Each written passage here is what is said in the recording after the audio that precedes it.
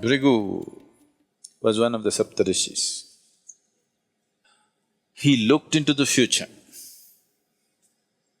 and said, this is how human beings will be.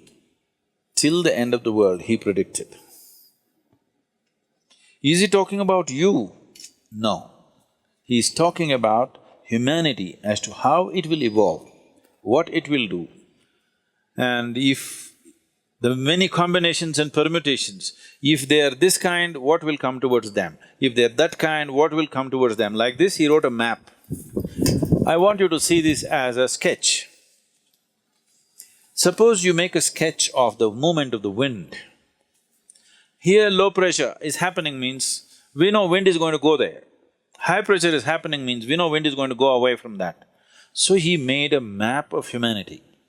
Human consciousness, if it's like this, he will move here, he will move into this kind of womb, he will attract these kind of things, this will happen, that will happen, like this, elaborately he went into the whole thing. So Bhrigu Samhita this was called, this is a map of human consciousness till the end of this solar system. How human beings will evolve, what types of human beings will come, what are all the things which will factor. How to read this? He trained people. If an elaborate map is made of something, suppose you take have you seen a topographical map? Not the regular map. Have you seen the Geological Survey of India or the United States, they have this thing. Have you seen these maps? It will take a certain amount of training to read the map, it's all written there. Or have you seen the aeronautical maps? They're really complex, okay? If you want to fly from one part of the world to another, there is an aeronautical map. Unless you're well-trained, I've gone through these exams and I've passed the exams, but I don't think I can navigate from here to, let's say, South America successfully, because the planet is round, it's spinning, time zones are changing, all this is factored into the map. Somebody who knows how to read it, in 2 minutes he knows exactly what it is, coordinates he will write and he knows where to go. Otherwise, if you don't know how to read it, you spend days with it, months with it, you do not know. So when he wrote this elaborate map of human consciousness, he trained people with a certain dimension of intuitiveness to read this, because this was not all logical stuff. So these people maintained this tradition and came, and it doesn't matter how skeptical you are, what you are, they will say things in your face which will make you feel like an idiot, okay? And it's true, unfortunately. You go sit there in front of Nadi Vaidya, first thing he'll shock you with is, as he said, he will tell you mother's name and father's name. You're finished, you're already floored. Because you've gone from somewhere. It doesn't matter. If you are from some other country, he will tell the first letter, he may not know that you're a Susanna or you're a Tanya, he may not know. He will say, your name starts with T. Just like that.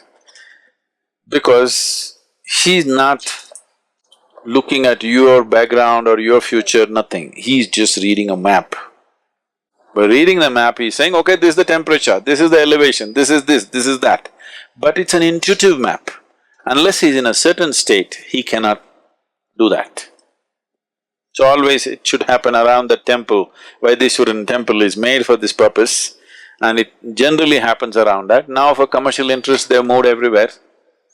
It may not be as effective, but there are some who are bang on. But if you're on the spiritual path, he will refuse to predict your future, if he's a genuine one, always.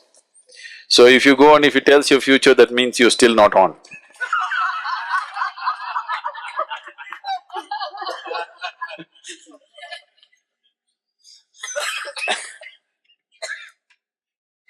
So,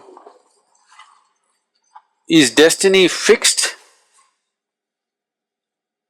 Destiny is not something that's fixed by somebody, it is your own karma. So your software is in a certain way, so naturally it'll function that way. Suppose you have a certain type of software on your computer, whatever you do, it'll do the same thing, isn't it?